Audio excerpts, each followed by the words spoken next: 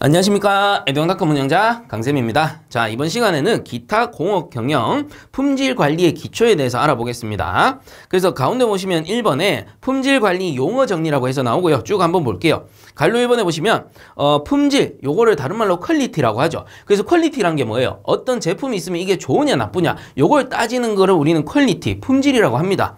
그래서 줄을 쭉 꺼주세요. 대상의 고유 특성의 집합이 요구 사항을 충족시키는 정도를 말한다. 이렇게 돼 있는데, 그냥 쉽게 얘기하면 어떤 제품이 있으면 이 제품의 기능, 외관, 성능 이런 것들이 좋으냐 나쁘냐를 따지면 이게 퀄리티가 되는 거죠. 자, 그래서 줄 끝 내용 중에 이런 게 있습니다. 고유 특성 또는 요구 사항 이런 것들을 충족시킨다라는 건데, 예를 들어 제품이 TV라는 제품이 있어요. 그럼 이 TV의 고유 특성 요구사항은 뭐가 되겠어요? 당연히 화면을 송출해야 되니까 이 화면의 선명도라든가 깨끗한 정도를 얘기할 겁니다. 또는 TV의 크기가 될 수도 있는 거죠. 그래서 이런 것들이 좋으냐, 이걸 충족할 수 있느냐, 요거에 따라서 퀄리티가 좋다 나쁘다 이렇게 나뉘는 거고요.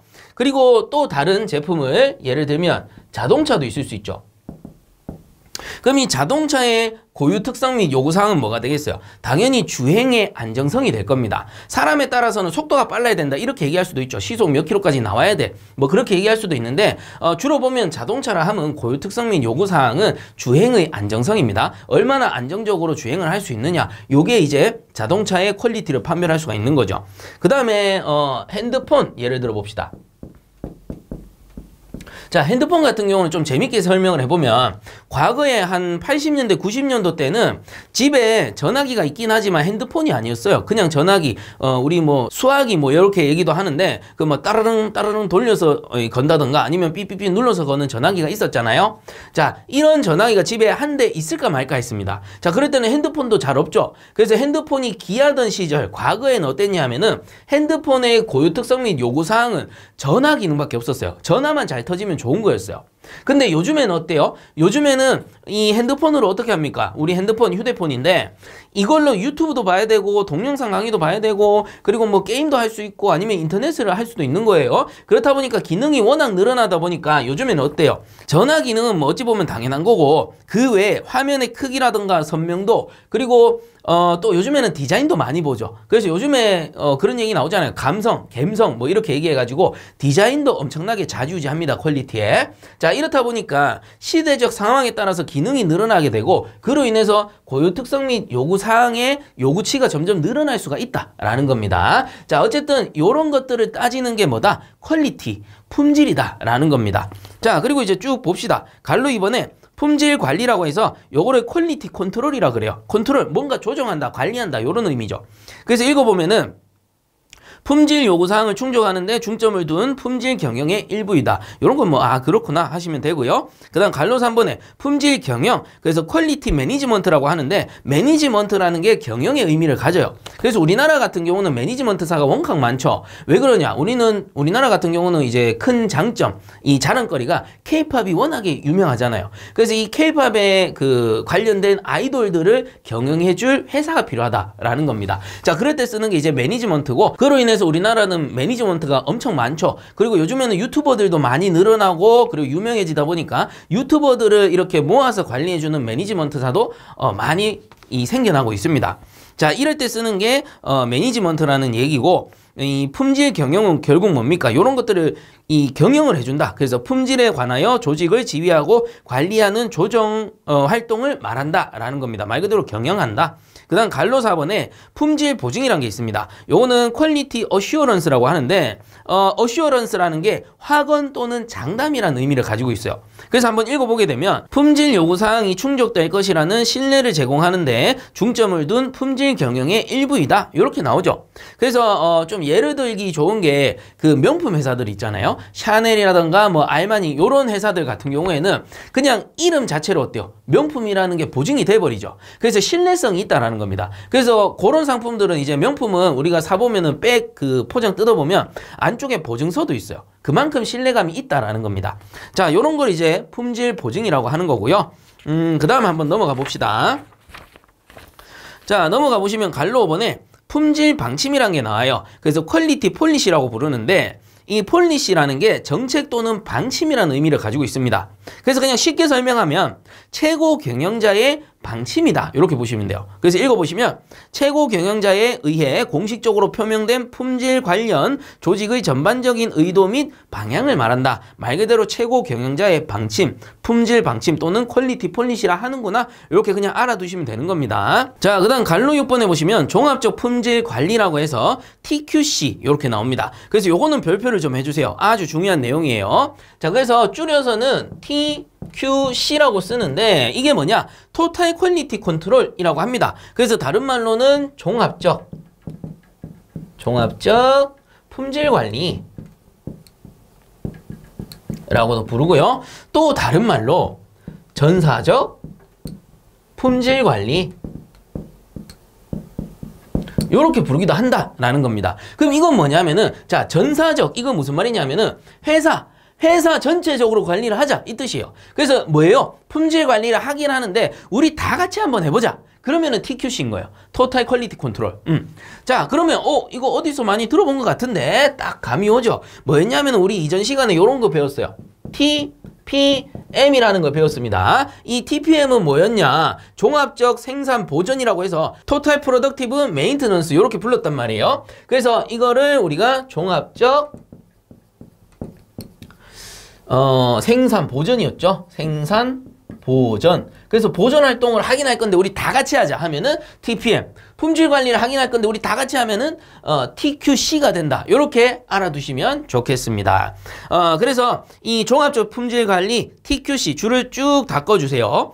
고객에게 충분한 만족을 주며 제품을 가장 경제적으로 생산하고 서비스할 수 있도록 사내 각 부문, 사내 전체를 얘기하는 겁니다. 각 부문 품질 개발, 품질 유지 및 품질 개선 노력을 하기 위한 효과적인 시스템을 의미하며 그 다음에 용어 정리 나오죠. 전사적 품질 관리 또는 종합적 품질 관리라고도 한다라는 겁니다. 그래서 이렇게 부르기도 하는구나. 그래서 TPM, TQC, TPM은 생산 보전, TQC는 품질 관리인데 우리 다 같이 하는 거, 종합적으로 하는 거 이렇게 생각하시면 되는 거예요. 자, 그 다음에 밑에 갈로 7번 보겠습니다. 제조 품질, 뭐 다른 말로는 적합 품질, 합치 품질 이렇게 나오는데 자, 이 제조 품질 쭉 한번 읽어볼게요. 실제로 제조된 품질 특성으로 실현되는 품질을 의미하며 일반적 제조 품질은 4요소로 결정이 된다. 이렇게 나와요. 자, 그래서 여기 나오는 4요소 아주 중요합니다. 4요소. 다르게는 4M이라고도 불러요. 자, 그래서 어디 나오느냐? 자, 교재 우측에 보면 참고에 나와요. 참고에 보시면 제조 품질 요소라고 나옵니다. 자, 제조 품질 요소인데 4요소이기 때문에 4M입니다. M이 4개가 들어가겠구나. 감이 딱 오시죠?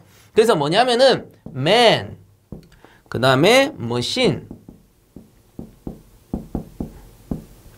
그리고 머티리얼,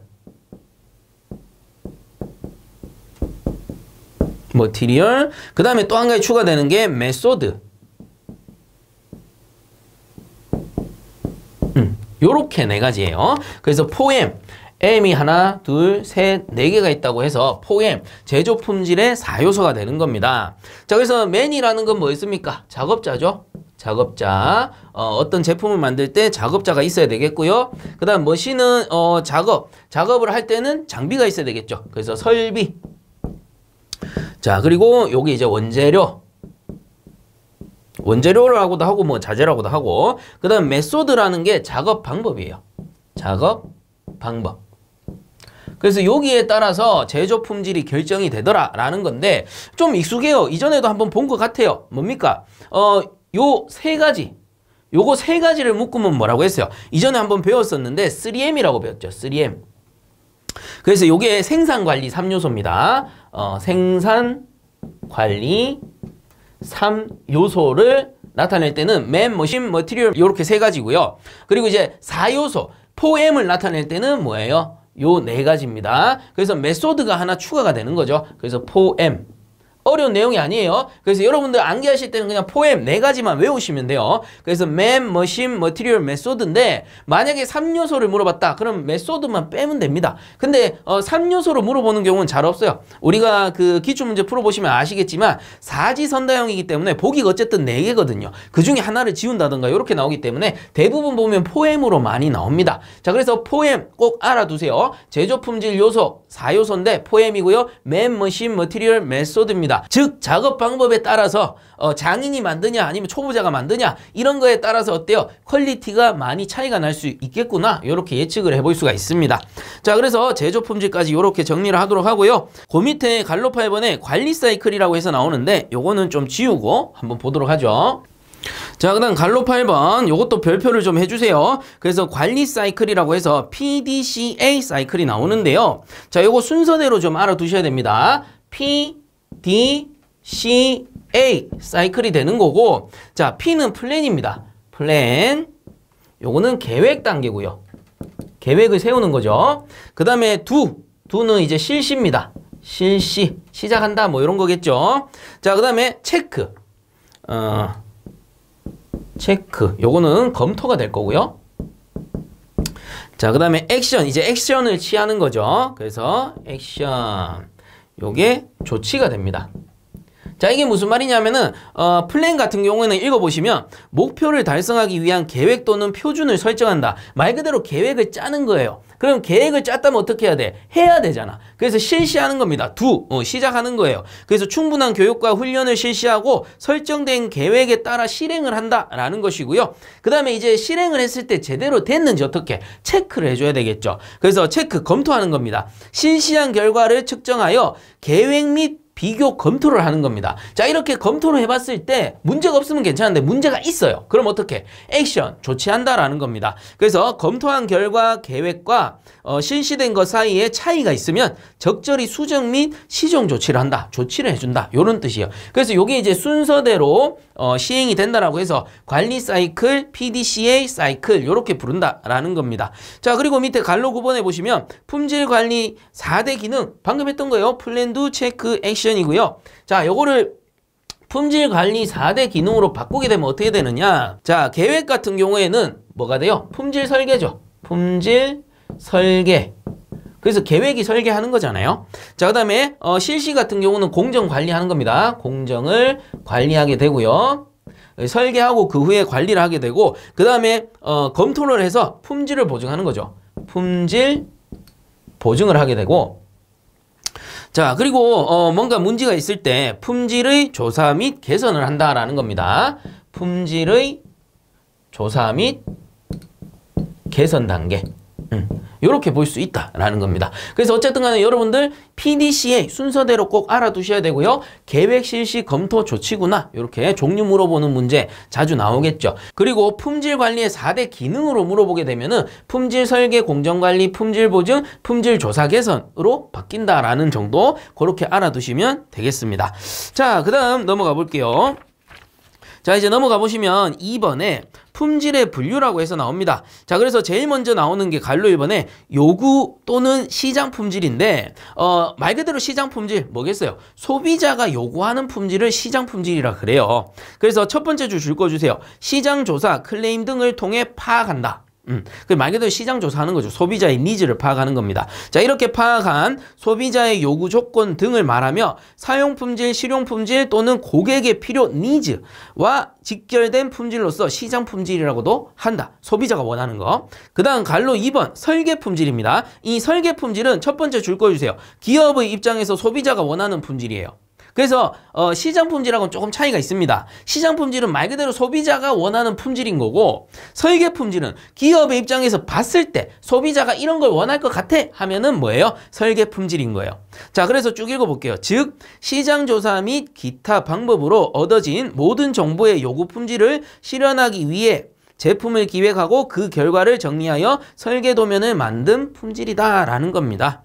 자, 그 다음 갈로 3번 제조 품질 또는 적합 품질이라고 하는데, 이것은 실제로 공장에서 생산 또는 제작 시에 이루어지는 품질로 설계 품질이 완성되면 이것을 제조 공정을 통해 실물로 실현한다 라는 거죠. 그래서 이건 뭐예요? 실제로 공장에서 생산 또는 제작 시 이루어진 품질입니다. 완성작품 딱 나왔을 때 이거 품질이 어떤가? 그러면은 뭐죠? 제조 품질 또는 적합 품질이 된다. 이렇게 보시면 되는 거예요.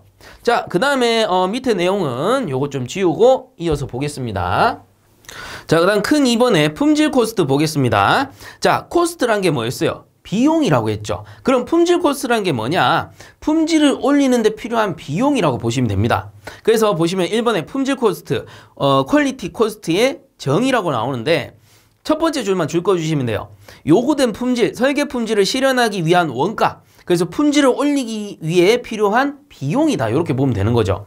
그리고 나머지 쭉 한번 읽어볼게요. 자, 이러한 원가로서 제품 자체의 원가인 재료비나 직접 노무비는 포함되지 않고 주로 제조 원가의 부분 원가를 의미하는 것으로 제품 또는 서비스의 품질을 형성, 관리하기 위해 소요되는 제반 비용과 사양 및 소비자의 요구사항을 충족시키지 못함으로써 발생되는 손실 비용을 객관적으로 평가할 수 있는 척도이다 라는 겁니다.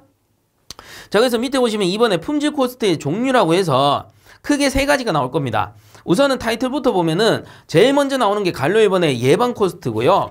자, 그 다음 넘어가시면 갈로 2번의 평가 코스트, 갈로 3번의 실패 코스트 이렇게 나올 겁니다. 자, 그래서 우선은 이 예방 코스트 같은 경우는 예방 코스트.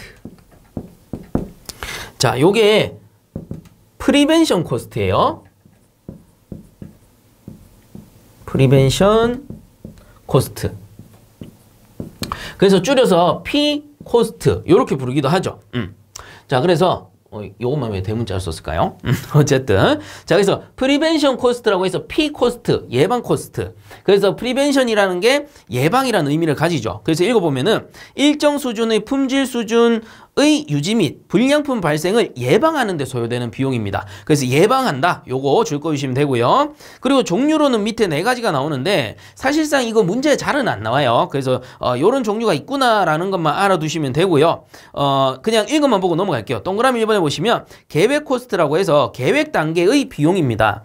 그래서 TQC 계획 및 시스템을 입안하기 위한 조사, 교섭, 입안, 심의 등에 소요되는 비용이다. 계획할 때 필요한 비용. 그 다음에 기술 코스트 나오는데 QC 스태프가 하는 평가, 입증, 공고, 기술 지원, 회의 등의 비용과 다른 부문이 하는 QC 비용도 여기에 포함된다라고 돼 있죠. 그래서 말 그대로 품질을 향상시키기 위한 기술을 우리가 필요로 할 때 사용하는 비용이다라고 보시면 됩니다. 자, 그 다음에 넘어가 봅니다. 자, 교육 코스트도 예방에 포함이 됩니다. 교육을 시켜줘야 품질을 향상시킬 수가 있겠죠. TQC 보급 선전, 종업원 교육 및 스태프 교육에 사용한 비용이고요. 외부 강습회, 기타 참가비도 포함이 됩니다. 그 다음에 사무 코스트, 사무용품을 생각하시면 돼요. 사무용품을 사는 데 필요한 비용.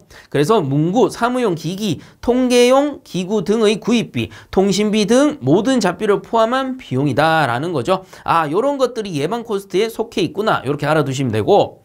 자, 그 다음에 갈로 2번에 자, 나오는 게 평가 코스트입니다. 평가 코스트. 그래서 요 평가 코스트라는 거는 appraisal 코스트 이렇게 불러요. 그래서 appraisal 코스트라고 하고요. 자, 줄여서는 뭐라고 하겠어요? A 코스트 이렇게 부른다라는 겁니다. 그래서 요것도 줄을 좀 꺼주세요. 시험, 검사 등의 품질 수준을 유지하기 위해 소요되는 비용이다라는 겁니다. 그래서 앞에 예방 코스트 같은 경우는 이제 시작 단계라고 보시면 돼요. 시작 단계, 뭐 설계 단계에서의 비용이라고 생각을 하시면 되고요. 그 다음 평가 코스트는 뭐예요? 공정 중에, 공정을 진행하는 도중에 중간중간에 평가를 해야 되잖아요. 그래서 제품이 제대로 만들어지고 있는지, 그 설계 상태는 옳은지 이런 것들 중간중간에 평가를 해줘야 되기 때문에 이 평가에 의해서 필요한 비용을 얘기하는 겁니다. 그래서 요거는 그 종류를 줄 다 꺼주세요. 1번부터 5번까지 이 종류 줄 다 꺼주시고요. 하나씩 봅시다. 동그라미 1번에 수입 검사 코스트가 나옵니다. 자, 수입이란 게 뭐 있습니까? 원자재를 사온다라고 했죠. 그리고 재료를 사오는 거, 요런 것들을 수입이라고 불렀습니다. 그래서 이거는 수입 시에 그 검사를 해야 되니까 수입해서 부품이나 뭐 재료 이런 거 검사해야 되잖아요. 그럴 때 필요한 비용인데 읽어보면은 구입 제품, 부품 및 가공 외주품, 조립품의 수입 검사에 소요되는 비용이다. 단 시험적인 비용은 포함되지 않는다라고 돼 있죠. 그래서 요거는 실험 코스트가 따로 있기 때문에 시험적인 비용은 제외시킨다라는 거예요. 그래서 재료를 이제 수입해올 때, 원자재를 사올 때 우리가 검사를 하게 되는데 그때 필요한 코스트, 비용이다. 이렇게 이해를 하시면 되고, 그 다음 동그라미 2번에 공정검사 코스트. 방금 말씀드렸지만 공정 중간에 우리가 중간중간 검사를 해야 되잖아요. 자, 이때 발생하는 비용이다. 이렇게 보시면 됩니다. 그래서 읽어보면은 부품 가공 공정 중이죠. 또는 조립 공정 검사에 소요되는 비용이고요. 마찬가지 시험비는 포함되지 않고요. 그 다음 동그라미 3번에 완성품 검사 코스트. 이건 뭐예요? 완제품이 나왔을 때 검사하는 거죠. 이것도 마찬가지 검사 비용이 들어간다라는 거예요. 그래서 읽어보면은 완성품의 최종 검사 및 입회 검사에 소요되는 비용, 현장에서 장비한 후의 인도 검사나 시험 등의 비용을 포함한다라는 겁니다. 자, 그 다음에 동그라미 4번에 이제 시험 또는 실험 코스트 이렇게 나오는데, 이거는 읽어보면은 검사 이외 또는 검사 부문이 특정의 프로젝트로서 실시한 시험에 소요되는 비용을 얘기한다라는 겁니다. 자, 그래서 요거는 조금 쉽게 설명을 해드리자면, 우리 대학교라든가 대학원에 한번 가보시면 우리 교수님들 같은 경우에는 뭐 물론 이제 교육도 하시지만 교육 이외에 연구도 엄청나게 많이 하시죠. 그래서 어찌 보면은 주된 업무는 뭐 교육이기는 하지만 또 많은 비율로 연구도 많이 하십니다. 그렇게 하면서 논문도 많이 쓰고 발표도 많이 하고, 그 이유는 뭐예요? 기술을 계속해서 발전시켜 나가기 위해서 연구를 계속해서 하는 거죠.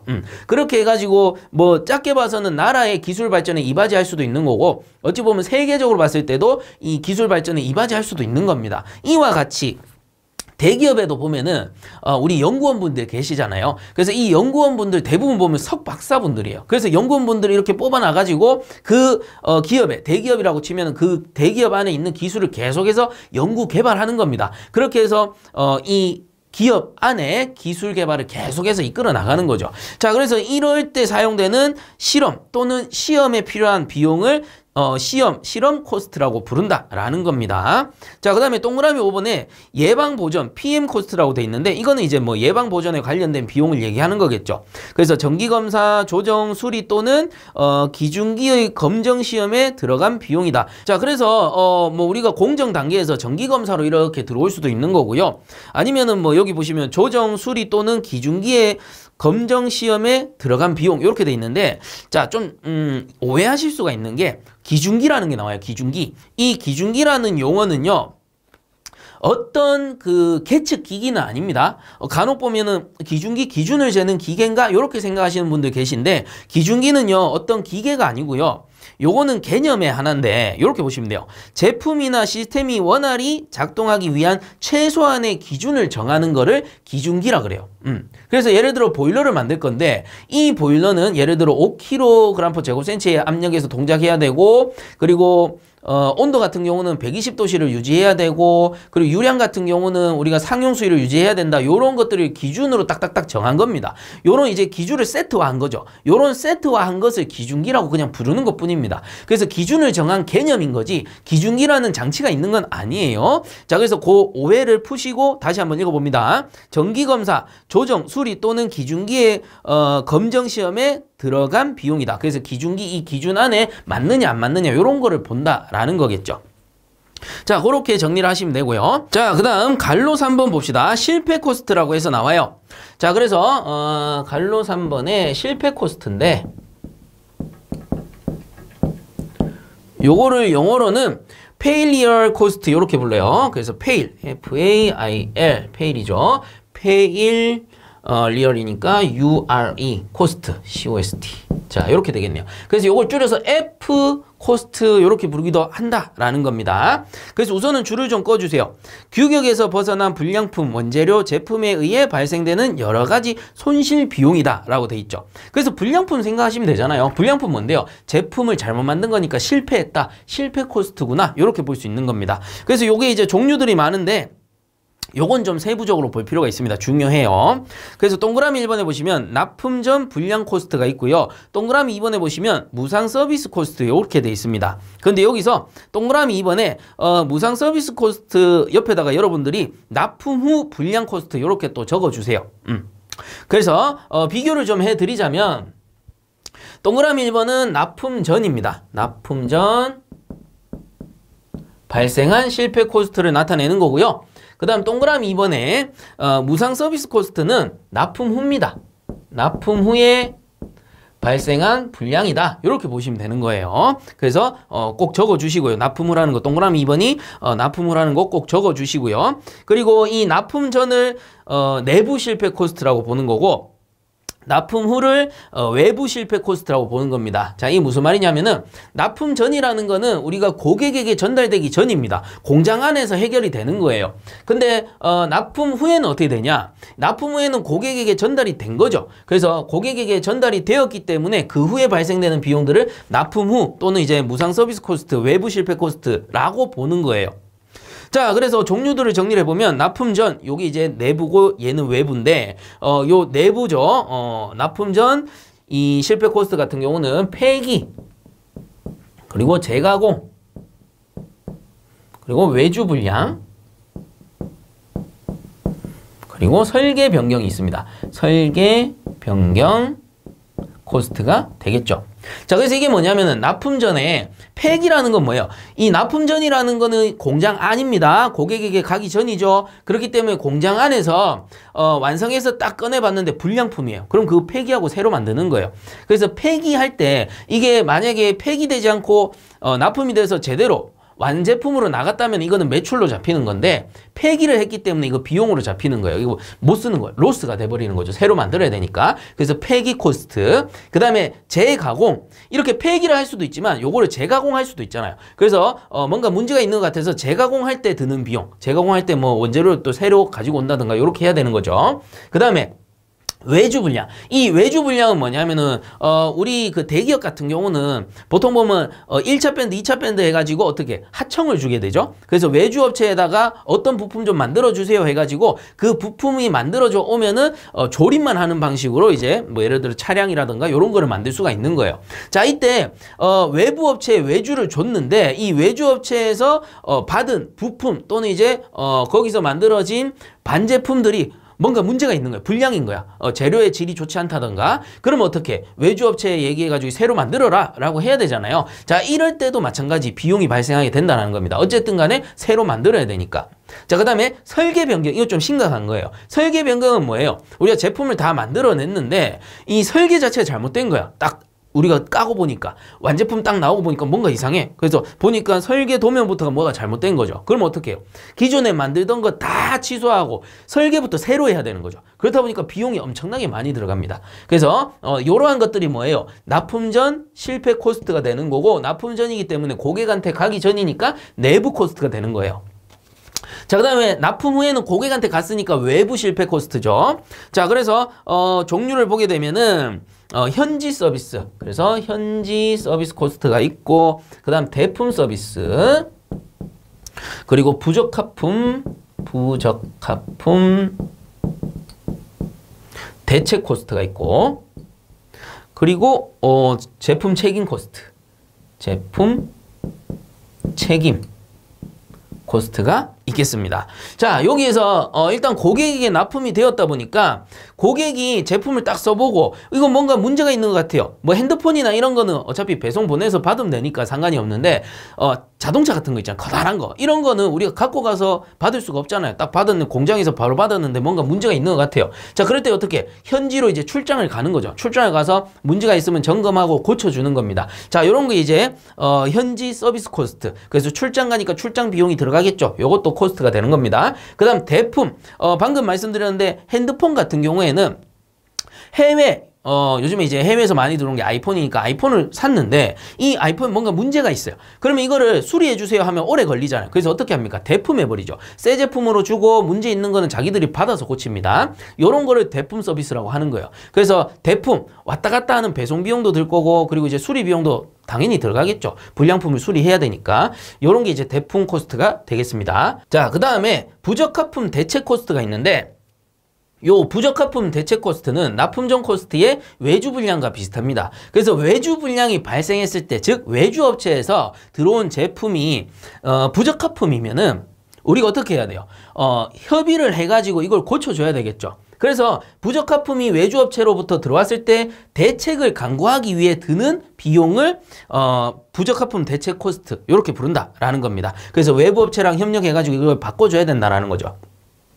자, 그 다음에 제품 책임 코스트가 있는데 요거는 소비자가 클레임을 걸었을 때 또는 소송을 걸었을 때 제품이 리콜 단계에 들어갔을 때 발생하는 비용이다라고 보시면 돼요. 제품을 책임져야 되니까. 그래서 우리 자동차 같은 경우 우리 해외 업체 또는 뭐 우리나라도 간혹 그런 경우가 있는데 정말 뭔가 안전상의 결함이 있는 경우에 어떻게 그 부품에 뭐 문제가 있다라고 판별이 되면은 자동차든 뭐든 전수 리콜을 해버리죠. 자, 근데 전수 리콜을 받아버리면 어떻게 돼요? 이게 어찌 보면 다 비용으로 잡혀버리는 거죠. 이게 나갔으면 매출로 잡히는데 들어오면은 비용이란 말이에요. 이거 다 고쳐서 다시 보내줘야 되잖아요. 그렇다 보니까 그런 제품 책임 서비스 비용이 마찬가지 코스트로 잡힐 수가 있다라는 겁니다.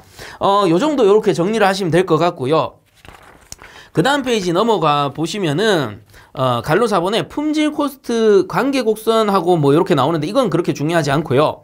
그 밑에 갈로 5번에 품질 코스트의 구성 비율이라고 나옵니다. 그래서 이제 비율은 좀 중요해요. 그래서 요거를 제가 간략하게 설명해 드릴 건데 우선 좀 지우고서 설명을 좀 드릴게요.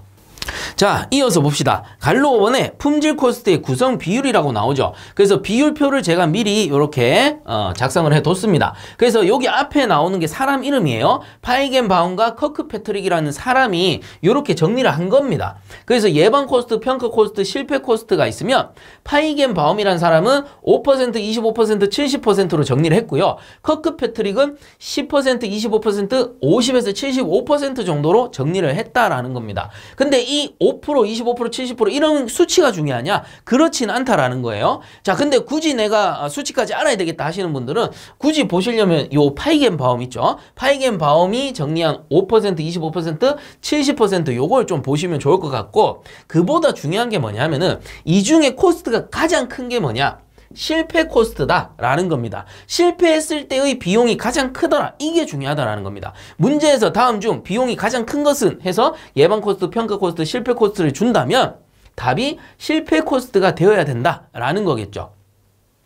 그래서 이게 어렵지가 않은 게 뭐냐 하면은 이렇게 보시면 돼요. 예방 코스트 같은 경우는 제품을 생산하기 전 단계예요. 계획 단계란 말이에요. 그래서 생산 전 단계라고 보시면 되고요.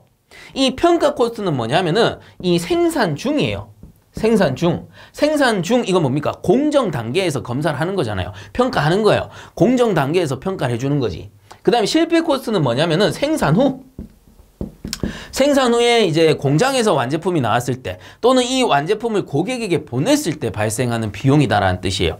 자, 그렇기 때문에 우리가 종류 앞에서 잠깐 봤듯이 이 생산 전 단계에서는 어떤 비용이 들어가느냐? 계획, 그리고 기술, 교육, 사무 비용들이 들어간다라는 겁니다. 그래서 생산 전 단계예요. 계획이잖아요. 그 다음 생산 중인 경우에 뭐예요? 수입, 공정, 완성, 그 다음 시험, 예방보전.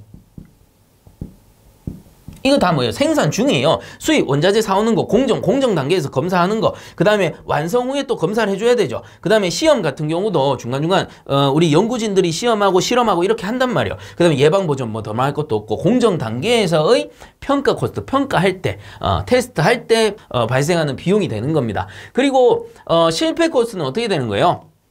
실패 코스트는 앞에서도 봤지만 납품 전 분량이 있었고 납품 전 분량이 있었고 그 다음에 납품 후가 있었어요. 납품 후. 그래서 우리가 앞에 했던 내용 정리한다 생각하시면 돼요. 그래서 납품 전에는 폐기, 그 다음에 재가공, 외주 분량 줄여 쓸게요. 그 다음 설계 변경 뭐 이런 것들. 그래서 이 중에 설계 변경만 보더라도 설계를 바꿔버리면 우리 시설을 다 뜯어 고칠 수도 있단 말이에요. 비용이 엄청나게 많이 들 수가 있겠죠. 그 다음에 납품 후 같은 경우는 현지, 그 다음에 대품, 그 다음에 부적합 대책, 부적합품 대책인데 여기까지만 쓰고요. 그 다음에 제품 책임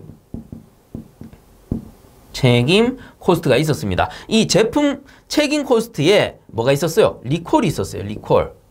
그래서 뭔가 우리가 예를 들어 자동차를 생산하는 업체에서 이 생산된 자동차 내부에 라이닝에 큰 결함이 발생했다. 그러면 안전과 직결되잖아요. 아니면 핸들 조작이 뭔가 잘 안 된다. 안전과 직결되잖아요. 그럼 어쩔 수 없어요. 법적으로 이거 제재를 가해버리게 되면 어쩔 수 없습니다. 전수 리콜하는 수밖에 없어요. 전수 리콜해서 그 문제가 되는 부품을 싹 다 교환해서 다시 보내줘야 되죠. 그래서 이러한 과정에 발생하는 비용이 엄청나게 클 수밖에 없다라는 겁니다. 자, 그래서 가장 중요한 것은 실패 코스트의 비용이 가장 크구나. 실패했을 때 비용이 가장 많이 들어가는구나. 이렇게 알아두셔야 되고요. 역으로 생각해 봤을 때는 이 예방 코스트는 비용이 작죠. 근데 예방 코스트에 신경을 써야 되는 이유는 뭐냐면은 예방 코스트를 더 투입해가지고 계획 단계부터 기술 단계부터 교육 단계부터 사무도 뭐 어찌 보면 환경에 들어가는 거니까 예방 단계에 들어갈 수 있습니다. 그래서 어쨌든 요런 것들에 조금 더 신경 써서 비용을 쓰게 되면 자연스럽게 실패율이 내려갈 테니 실패 코스트를 줄이는 효과가 있다라는 겁니다. 즉 예방 코스트에도 신경을 써줘야 된다라는 뜻이죠. 자, 어쨌든 간에 문제에서는 이 비율을 물어보는 문제가 한 번씩 나옵니다. 다음 코스트 중에서 비용이 가장 많이 들어가는 것은 당연히 실패 코스트가 되는구나. 이렇게 알고 계시면 된다라는 겁니다. 자, 이렇게 해서 이번 시간도 마무리하도록 하고요. 본 영상이 도움되셨다면 구독과 좋아요 한 번씩 부탁드리겠습니다. 자, 수고들 많이 하셨습니다.